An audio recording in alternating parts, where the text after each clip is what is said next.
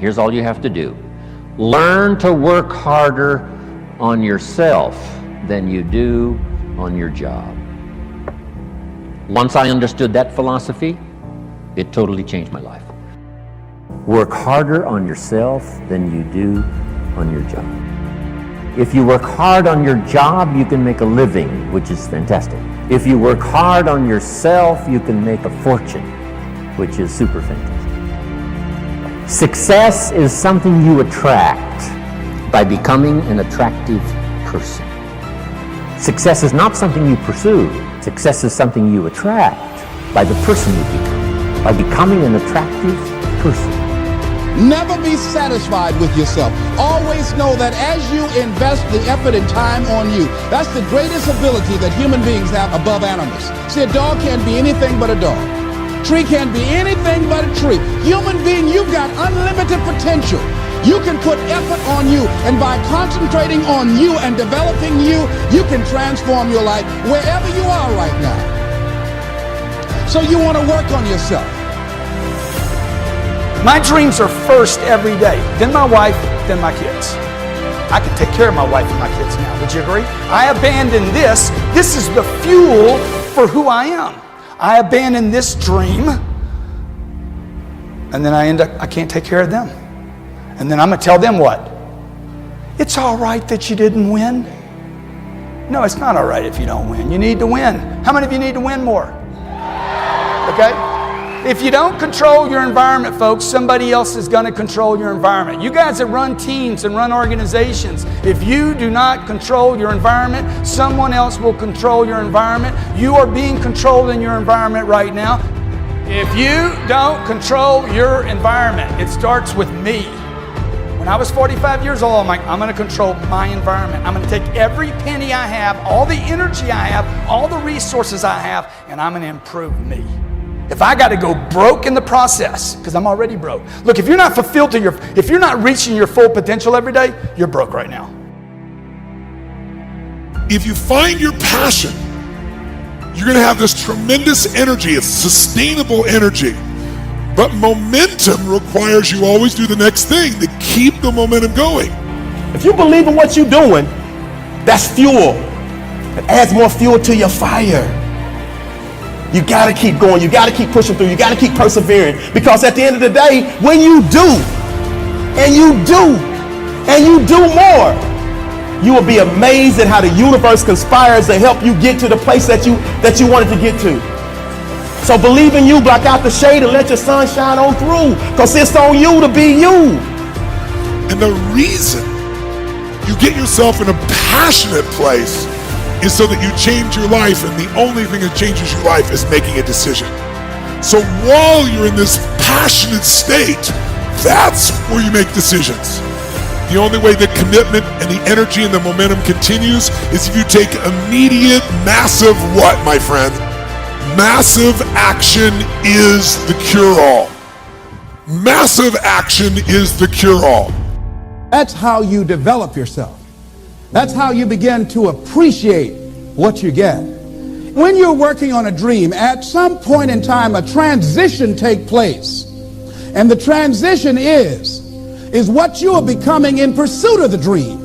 Because even if you don't get the dream, you become such a strong and powerful person. It will so change your life, you can look at something else and say, well, I think I'll go do this then. Because you have now developed yourself in such confidence and such competence in how to deal in the arena of life that you can move into another area and not miss a beat.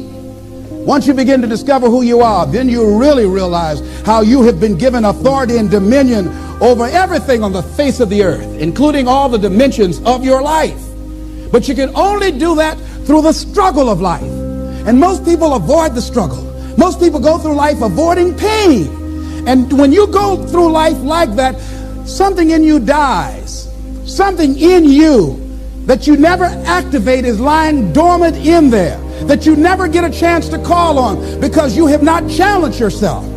Somebody said the land of familiarity belongs to the dead. That most people like to feel like they're a king in the area of their comfort zone. They only want to do those things that they know how to do well. Osborne said, unless you attempt to do something beyond that which you've already mastered, you will never grow. So if you want to begin to grow, you've got to put something out here that you can't reach easily, that has got to make you stretch, got to make you jump for it, got to make you get back a little bit and dig in so that you can take a leap for it. And maybe you jump up there and you miss it and you skin your knees and you come back again and you bust your lip next time. But you keep on, and through that process, you learn how to leap higher. You start challenging yourself to dig deeper, and then you discover some things about you that you don't know right now. Some talents that you have in you that you didn't know that you can do.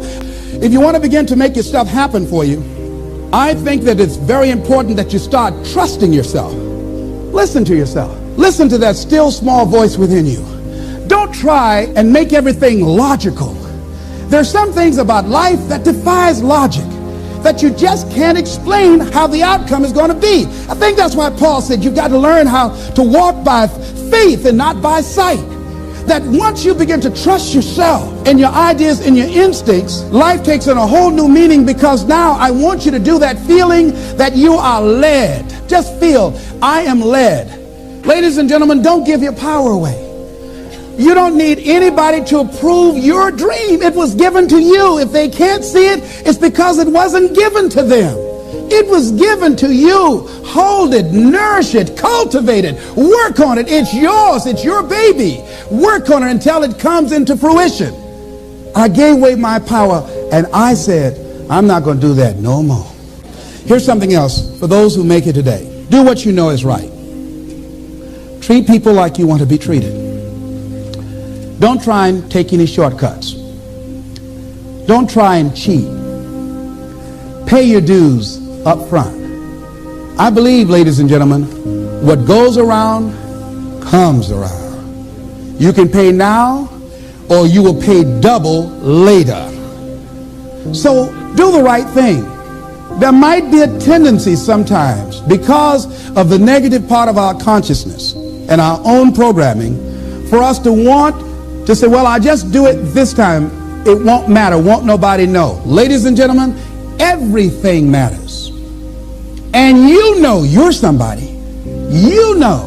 I'd rather lose out on my dream doing the right thing than to cheat trying to make a shortcut to get to my goal. I want to be able to look myself in the mirror. And that's what you want to do. There's no saying, judge a man not by what he does, but by that he doesn't have to do. And to judge the true quality of a man is what do you do when nobody's looking. See, there's some good out there for you in the universe that has your name on it. And nobody can get your good. It has your name on it. They can't take your stuff. It's your stuff. So when you know that whatever you're seeking, it's also seeking you, you don't worry. You don't run scared. You don't think somebody's going to take it from you. You listen to your inner voice, and you always take the high road. There will be the tendency, the natural inclination to take the low road. You must resist that. Repeat after me, please. I will always take the high road. I will always take the high road. And do the right thing. And do the right thing. No matter what. Take action. Not hasty if it isn't required. But don't lose much time. Here's the time to act. When the idea is hot and the emotion is strong. That's the time to act. You say, Mr. Rohn, I'd like to have a library like yours. See, if you feel strong about that, what you got to do is get the first book and then get the second book. Before the feeling passes and before the idea gets dim, action pronto. Action immediate. Action as soon as possible. Because if you don't, here's what happens. We call it the law of diminishing intent. We intend to when the idea strikes us. We intend to when the emotion is high. But now if you don't translate that into action fairly soon, now the intent starts to diminish. And a month from now it's cold. A year from now, can't be found. So act. Set up a discipline when the emotions are high and the idea is strong and clear and powerful. That's the time to set up the discipline. Somebody talks about good health and you're stirred. Says, right, I need to get a book on nutrition. Get the book before the idea passes and before the emotion gets cold.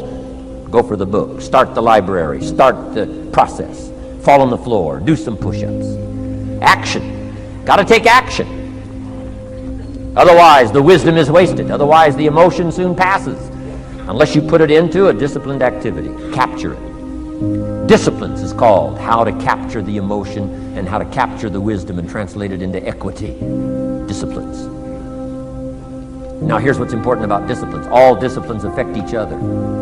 In fact, here's a good philosophical phrase. Everything affects everything else. Nothing stands alone. Don't be naive in saying, well, this doesn't matter. I'm telling you, everything matters. There are some things that matter more than others, but there isn't anything that doesn't matter. Key to take home. Every letdown affects the rest of your performance. Every letdown affects the rest. This is part of the educational process on personal development. If you don't take the walk around the block, you probably won't do the apple a day. If you don't do the apple a day, you probably won't start building your library. If you don't build your library, you probably won't keep a journal, and you won't take pictures, and then you won't do this, you won't do wise things with your money, won't do wise things with your time, won't do wise things with your possibilities and relationships, and the first thing you know, 6 years of that accumulated, and we say you have messed up. So the whole key to reversing that process now is to start picking up these disciplines. Now here's the positive side. Every new discipline affects the rest of your disciplines. Every new one affects the rest. That's why action is so important. The least action, the smallest action. Take it. Because when you start accomplishing and the value starts to return from that one action, it'll inspire you to do the next one and the next one and the next one. You start walking around the block, it'll inspire you to get an apple. Get an apple, it'll inspire you to get a book. Get a book, it'll inspire you to get a journal. Get a journal, it'll inspire you to grow, develop some skills. All disciplines affect each other. Every lack affects the rest. Every new affects the rest. The key is to diminish the lack and set up the new. And you've started a whole new life process. Also, one more thought on discipline. Here's the greatest value of discipline. Self-worth, self-esteem. People are teaching self-esteem these days, but they don't connect it to disciplines. The least lack of discipline, and it starts to erode our psyche. One of the greatest temptations is to just ease up a little bit, right? The slightest lack of doing your best starts to erode the psyche. Instead of doing your best, doing just a little less than your best. Sure enough, you say, well, it's just going to affect my sales. No, it's going to affect your consciousness.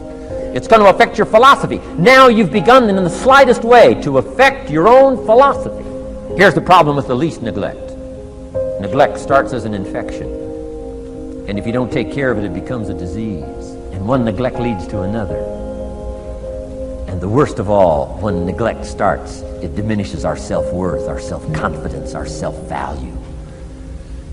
You say, well, how can I get back my self-respect? I'm telling you, you don't have to go to 29 classes.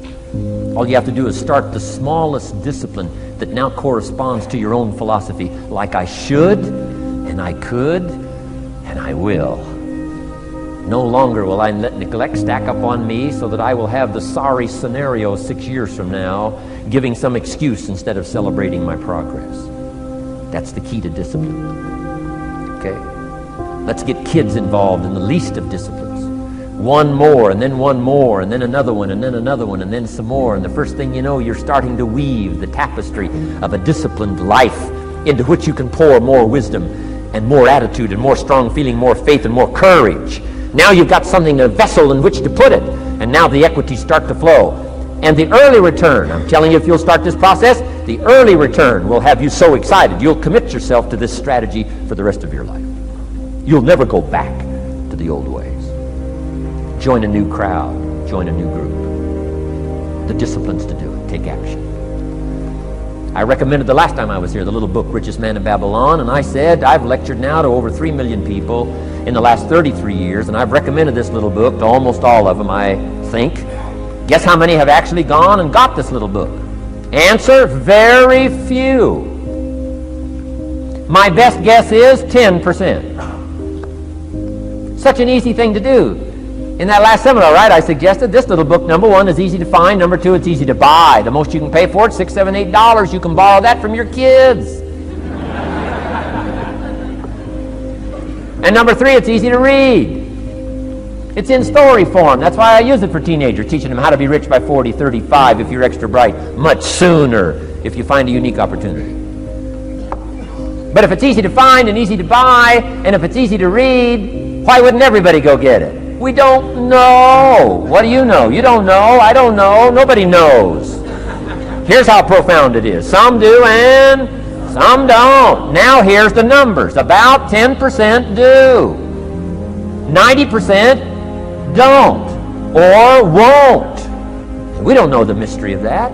And I'm telling you, 10 years from now, those numbers will still be the same. 10% will, 90% won't. The numbers don't change. Only the faces change. You're looking at one of the faces. I used to belong to the 90% who couldn't be bothered even if it was easy.